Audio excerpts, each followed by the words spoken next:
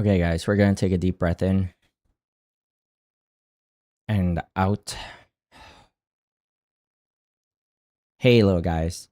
Today, I wanted to talk about Codename Kids Next Door. Specifically, I wanted to talk about how some of the villains on the show are so different in my eyes now that I'm an adult. I've been playing the video game recently, I've been watching the show, and I just have some opinions. So let me share my opinions. Here is a PowerPoint where I'm going to talk about the different characters and some of the things that they do in the show that might make them a villain. First of all, our heroes are the kids next door. It's a organization of kids who like are spies or like I don't know, fight crime, whatever. But with our main characters and the main heroes are these five here. Uh which they literally go through their names are literally number 1, number 2, number 3, etc. And then our villains are adults, right? So natural enemy of a kid is apparently an adult, and their whole thing is either really hating kids or just doing something that kids wouldn't like, such as eating candy, being a dentist, being a grandma who gets too carried away. And we'll talk about that. First character I want to talk about is the common cold. His whole thing is being sick, and I guess the common cold is like a very natural enemy to kids. He's so sick, in fact, that he just produces an infinite amount of boogers that go through this little tube into this little nose gun, and yeah, it shoots boogers. I don't know how to say that better. Yeah, he flies around shooting boogers at the kids, and yeah, we'll talk about how that looks like in context of the show. So remember, this is mainly season 1. I don't even know if I mentioned that. This is season 1, and what we see is that he attacks a playground, covers it in snot, occasionally lands a hit on the kids, covers them in snot, and even after they get sick, he still goes, creates a machine that literally puts them in a tube and like it's a bath of boogers, bro. Like, I don't even understand. This guy must have been so sick in his normal life that he made it a whole point to get everyone in the world sick, or specifically kids. I really don't know what's bothering him so much. But now I will deliver a verdict. What should happen to the common cold? Does he belong in jail? Should he be a hero, free to go and touch grass and blow boogers at people? Obviously not. He goes to jail, of course. It's even a crime. Apparently, I searched this up. It's a crime to sneeze on a person on purpose. That's battery, assault or battery, and then assault and battery, and then there's just battery. So that's at least battery if you just try to sneeze on someone on purpose. This guy is blowing boogers on people on purpose. Like, what are we talking about? Like, this isn't even the common cold anymore. Like, it's like some kind of crazy virus where I said this before. Like, this man is just patient zero. Like, it's not even. Let's move on. I'm getting mad. All right. Grandma Stuffin is a grandma, in theory. And her whole thing is food. She likes food. She's the grandma stereotype who likes to fatten up kids. Fatten up kids. That's how they phrase it. So she likes to feed kids with her humanoid food things that like to jump into the kids' mouth. So her main crime, like I said, is force feeding the kids, right? She literally feeds them so much that they become fat, right? I'm putting that in quotes because again, the show kind of phrases it like that. Is the point is that they just eat so much they can't move anymore. And well, I think she needs some rehabilitation. If I think about it, right? If you think about it, one hand, right now, what she's doing, very criminal, right? Like force feeding, where's the consent, all that stuff, right? Okay, cool. Anyway, the other side of it is if kids were actually coming to her hungry, boom, here's grandma, bam, bam, bam, here's some liver, here's some spinach, right? Just go straight in your gut and you're good. You're no longer hungry. She could solve a real world problem if she just had the patience to let the kids choose to eat the food, So let's rehabilitate her. There's still an opportunity here to have a good hero. Sticky Beard, right? Let's move on. Sticky Beard is a candy pirate. It doesn't get any more complicated than that. He is a pirate and he likes candy, right? So he specifically targets candy with his nasty ass candy beard. All right. Anyway, some of the things he does in the show. He specifically attacks the kids next door and steals all their candy. So those are boxes of candy, which he then puts in the ship that is probably 20 times the size of a house, is what I was thinking. And the whole thing with this ship, which I'll talk about more in a second, it just plows through the land, right? It's a land ship. It doesn't go on the ocean for some reason.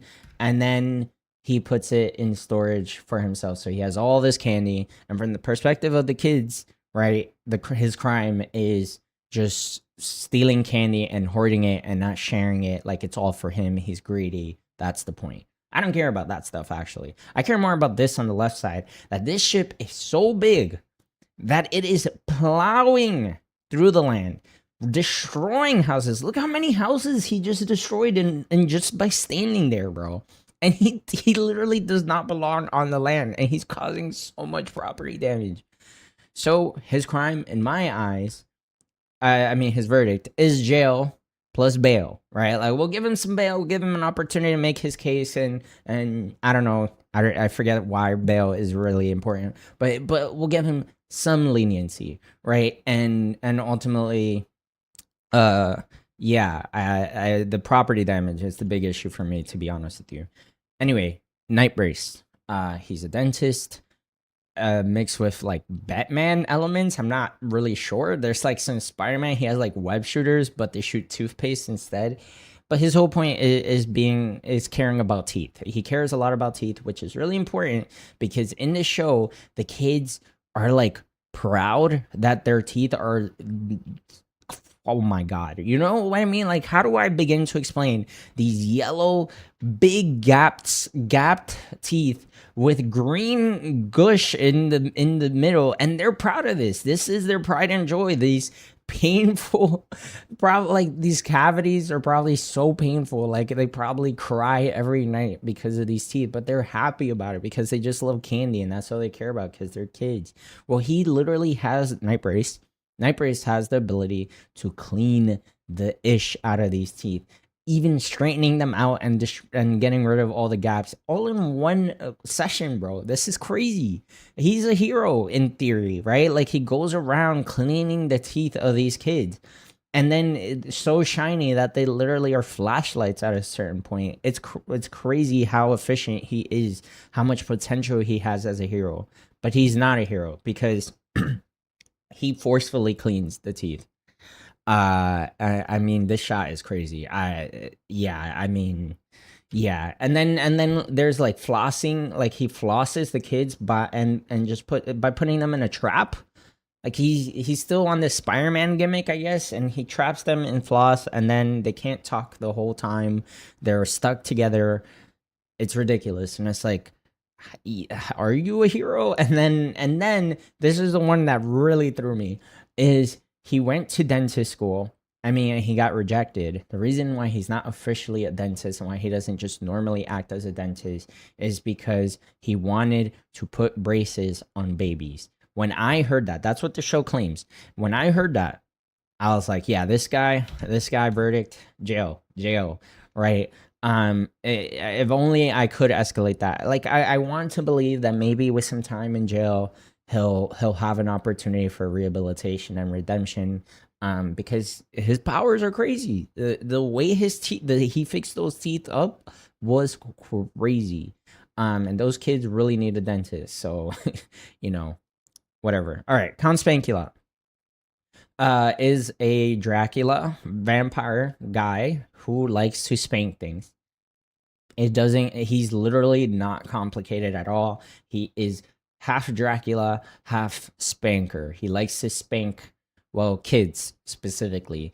And in one episode in particular, he comes in and he just starts spanking the kids next door. Like he just comes into their treehouse and starts spanking them up, right? What the hell? Like, why would you do that? That's mad random. The episode has nothing to do with him. He literally comes in for one little gimmick or joke, spanks them up, and leaves. What did they do? I don't know. And then his whole thing is spanking naughty kids, kids who do bad things, right? Like that's how it's phrased. And I guess it's fine when he does that, but when he, according to the show, but when he spanks a kid who is innocent, because according to the show, this kid was just innocent, didn't deserve the spanking. Bro went to jail. Bro, look how sinister. He's happy as hell that he's spanking. Not even notice how happy he looks.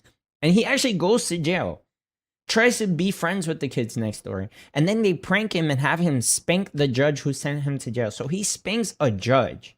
This is the judge who sent him to jail, and he spanks that judge. And then he gets sent to jail again. And in court, when he finds out he got pranked, he spanks the kids next door in the court as he's about to go to jail for the second time for spanking more people. He spanks the kids next door right in the court. There's no opportunity for redemption here. I say death penalty. This guy is out of control, which is crazy because I feel like I remember him being more goofy, more of a charismatic kind of character, and maybe he is. Like, I'm not saying he's not, but the fact that his whole thing is spanking kids, whether they're innocent or not, is crazy. This guy is absurd, bro. No way, bro. Yo, speed round. We're gonna go through some more characters because there's a lot, even in season 1. And we're gonna talk about some of the things that they do. So we're gonna do this quickly. There's a zookeeper who runs a kid zoo, a zoo for kids, or a zoo with kids.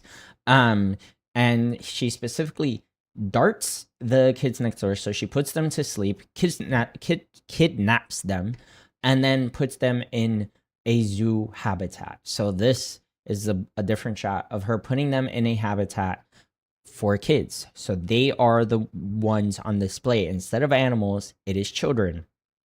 That's her thing. She definitely deserves the death penalty. It is crazy to me that this is just another kid in another habitat. This looks like a playground, but it is literally just for him to sit there and be treated like an animal. Worse is that he's just a kid. You know what I mean? I don't think she learned from this incident here. I think she needs the death penalty. No redemption. Professor Triple Extra Large or Double Extra Large is what I put here by accident. Big guy, turtle shell. What a cutie. His whole thing is trying to make the perfect snow cone. That's it. He wants to make the perfect snow cone. It was such a good experience for number 1 here that then when he goes to the beach, because he's forced to stop working with Triple Extra Large, he cries to himself saying that he actually got to taste the perfect snow cone and he was so sad. Like, if you ask me, my boy is a hero. That's the verdict. He's the very first hero of the whole list. Actual good guy, right? He just wants to make snow cones. Like, come on, bro. All right. Next is Lizzie, girlfriend to one of the main characters, number 1. Or at least she's like a romantic interest or something like that. She's a kid, right? Like, you would think she's innocent, right? Wrong. It is August in 2026, a very important movie that just came out to really give context to what the hell I'm about to talk about.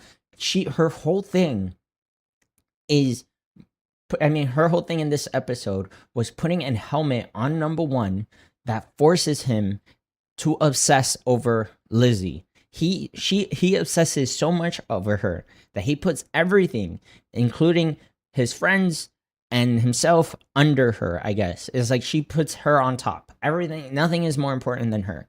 And it gets to the extent that his veins literally start popping, like wrapping around the helmet. Like, his brain, I think, was smoking. I can't even remember. And he's just like out of control. Like, it's not him anymore. Again, he is obsessing at this point. That is a very important context in 2026, because very important movie that just gave context of why that's wrong. Lizzie, you go to jail. Straight to jail, right? Consent is important. I don't know what else to say. You're a kid. You're lucky you got a second chance. The toilet nader, he's a goat. That is my verdict. If I were in the Kids Next Door show, as an adult, man. Gross, an adult, man. I'm not kidding anymore. I would want to be his sidekick. I would want to be the plunger, bro. Standing by his side, bro, fighting crime with toilets. Because he doesn't really do anything wrong in the show. He just likes toilets and he likes flushing them and he likes clogging them. It's not bad. It's not crime. He's a goat. All right. Anyway, now let's talk about the final bosses, the main characters, villains, heroes of the show, and what are some of the things that they do. Starting with the delightful children, the rivals to the kids next door. Their whole thing is being pretentious and snobby and just thinking that they're overall better than any other kids. They're also goody two shoes, is where I want to say. Like, they snitch a lot, bro. You know what those snitches get, bro? Crimes. They create an ice cream monster that attacks the kids next door. They put lice in one of their hats, in number 5's hat, and that creates these giant lice creatures that go around eating all their hair. They spy on them. This is just them spying on the kids. And then, oh my gosh, they turn poor number 1 into a grown man, bro. A grown ass, hairy ass man, bro. That is so tragic. Bro was already bald, so I guess that didn't hurt. But the other aspect of it is he just had to get a job instead of playing house with his friends, right? He just gets a job and he starts selling ice cream, and it's the saddest thing in the world. He grows a gut. Oh my gosh, bro, poor guy. Like, he didn't even get a chance to be a teenager. Like, his whole childhood is just gone. Like, I feel so bad for him. Like, he gets no choice in who he is or what he gets to do. And for that reason, the delightful children go to jail. If only they weren't kids, it could have been the death penalty. But again, jail, maybe they'll grow up to be better people. The kids next door, are they really heroes? The main characters of the show, why are they on this list? What do they do in just season one season of their show? Maybe a little bit of season 2. Well, they use hamsters to power up their tree. So these poor animals are being forced to work for them and give them a resource that you would otherwise be paying for. The hamsters are just their workers. What do they get paid for to do? They have a whole army of hamsters. Do they even get paid, and how? Right? Like, they kind of have conversations with them, but isn't that animal cruelty one way or another? Certainly PETA wouldn't be happy about it. They also take the lice that was given to them that I talked about earlier with the delightful children, and they put it right back on the delightful children.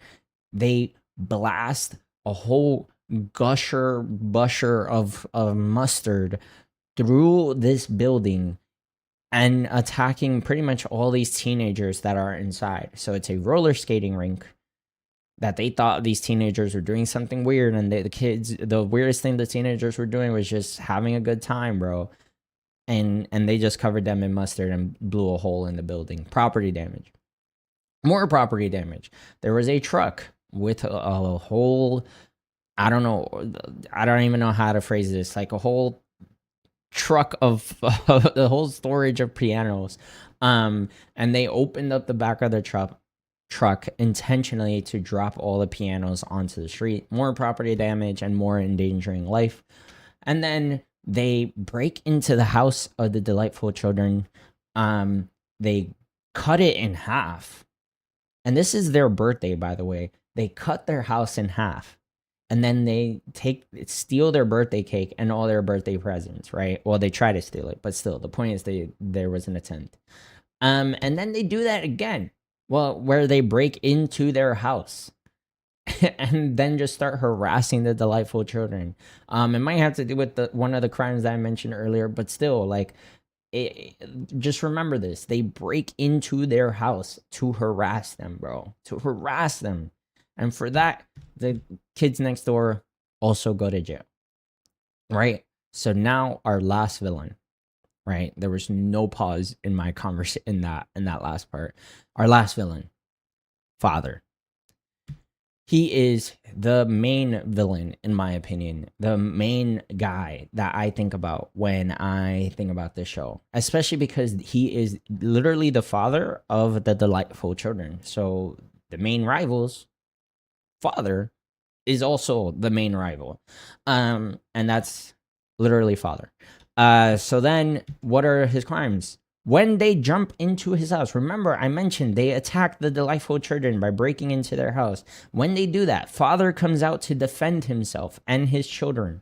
Wow. What a bad guy.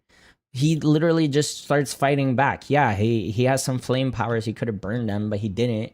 And instead, he gets harassed even more. More ice cream. They just start tossing ice cream at this guy. He's like begging them, like, "Yo, bro, it's cold." And they're just tossing ice cream in his face, bro. No respect, bro. No respect, kids these days, man. Yo, maybe I should be working for father. And then he's just there, sad, bro. Look at his children looking at him, bro. Just washed, bro. So tragic. He got beat up by a bunch of kids. He's just sitting there, bro, just crying because he's like, I need a blanket. He's so cold, bro's a victim. That's the verdict. He's the main victim of the show. And then that's the end. So, concluding thoughts. I'm just saying that this show is more surprising to watch a second time now that I'm an adult rather than when I was a kid. And I have a very different perspective, and it just sucks how I have to recognize I'm no longer a kid, and that changes how I look at all the things that I once appreciated when I was a kid, including this show. Means the villains are now the heroes and the heroes are now the villains. Now I hate kids. Like, it's crazy how that works. I became the villain. But I'm curious to hear opinions on that. If people also see other things that happen later in the show that are also like weird and surprising. If the kids next door are actually as bad as I make them sound throughout the entire show, I would love to hear that as well. And if not, I just hope you enjoyed this conversation, and I thank you so much for watching. So, goodbye. Goodbye.